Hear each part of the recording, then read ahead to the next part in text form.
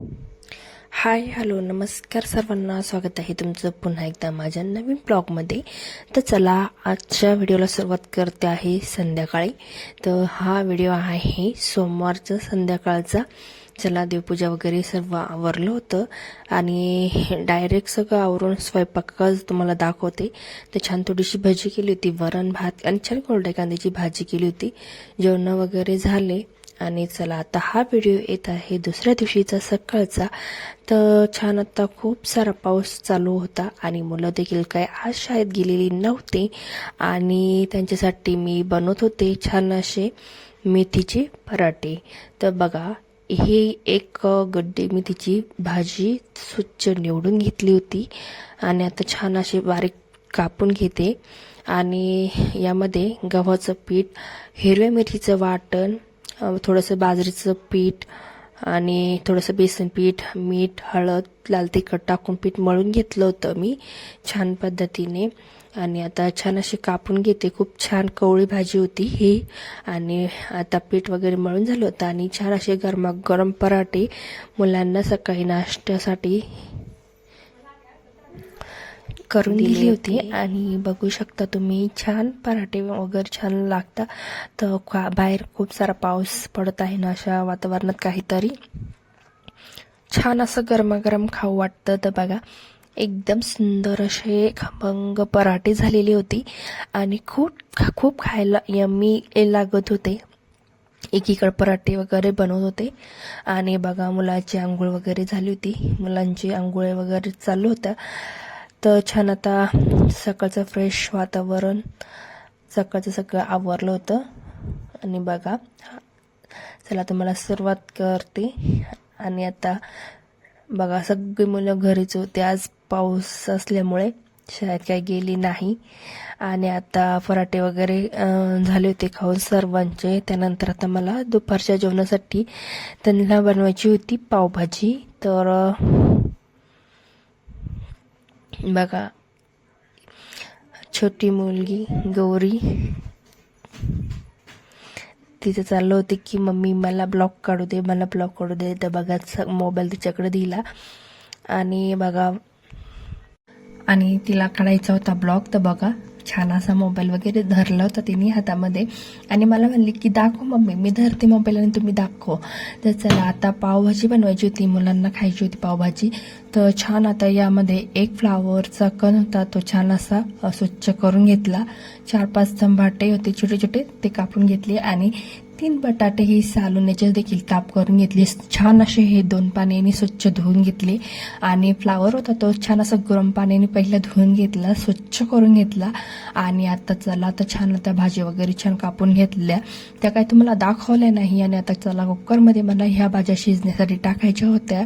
आणि दुपारचे वाजले होते 12 आणि सकाळची नाश्ता वगैरे झालेली होती, त्यामुळे आता काही करायचं तर नव्हतं, पण मुलाला खायची होती पावभाजी.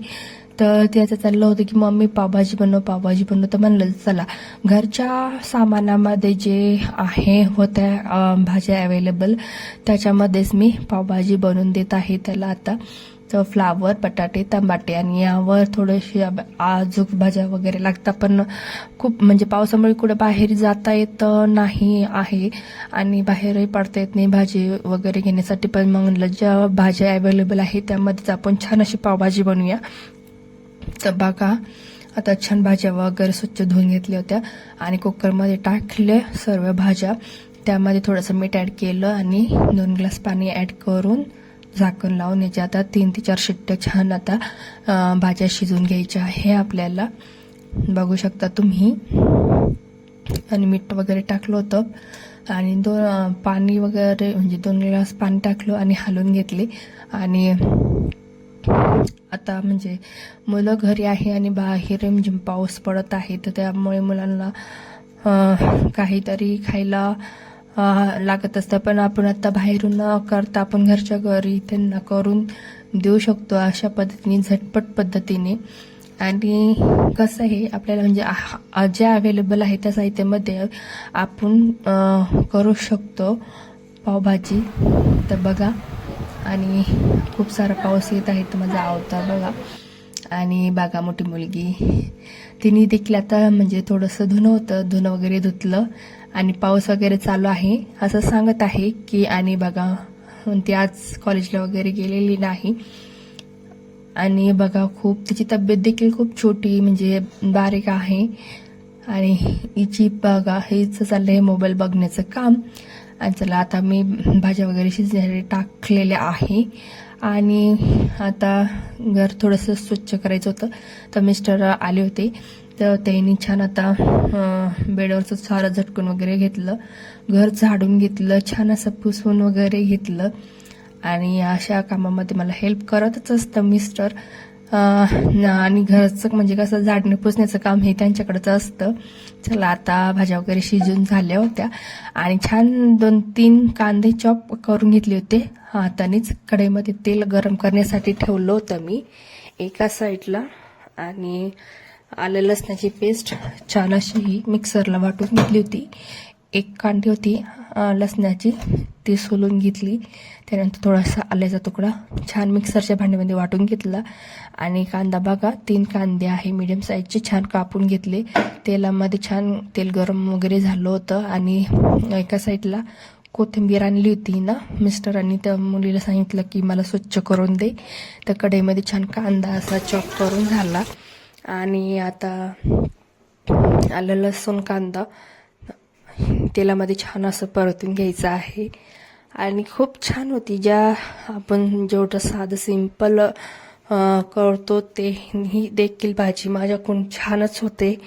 आणि बघा 2 ते 3 मिनटं छान कापून घेतली. त्यानंतर हा होता एव्हरेस्टचा पावभाजी मसाला, तो जास्त नाही का टाकला आहे. 2 पोहे खाण्याचा जो चम्मच असतो ते चम्मच, आणि 1 चम्मच हळद, आणि 2-2.5 चम्मच आपला काळा घरगुती मसाला टाकला.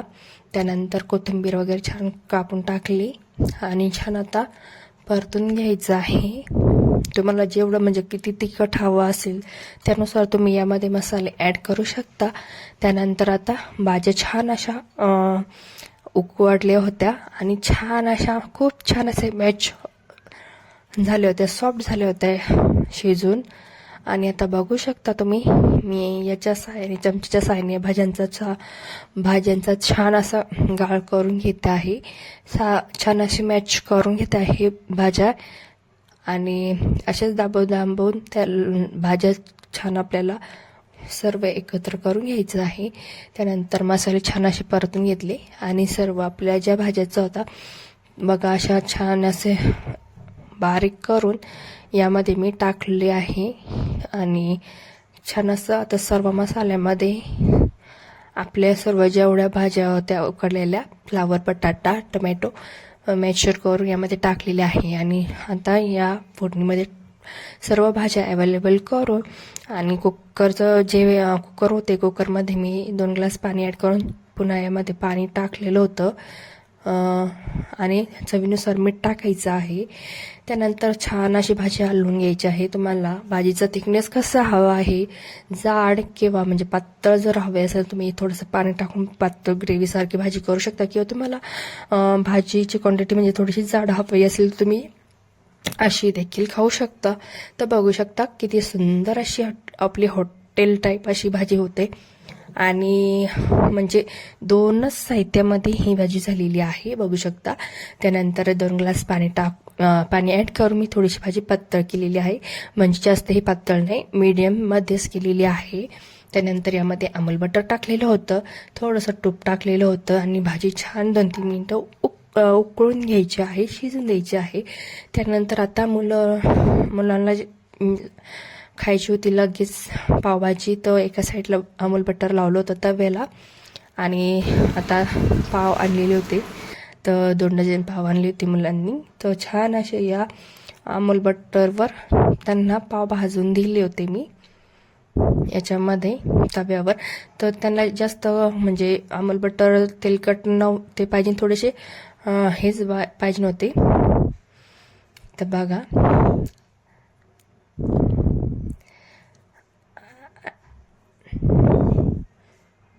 आणि बघा छान असे पाव भाजून झालेले होते.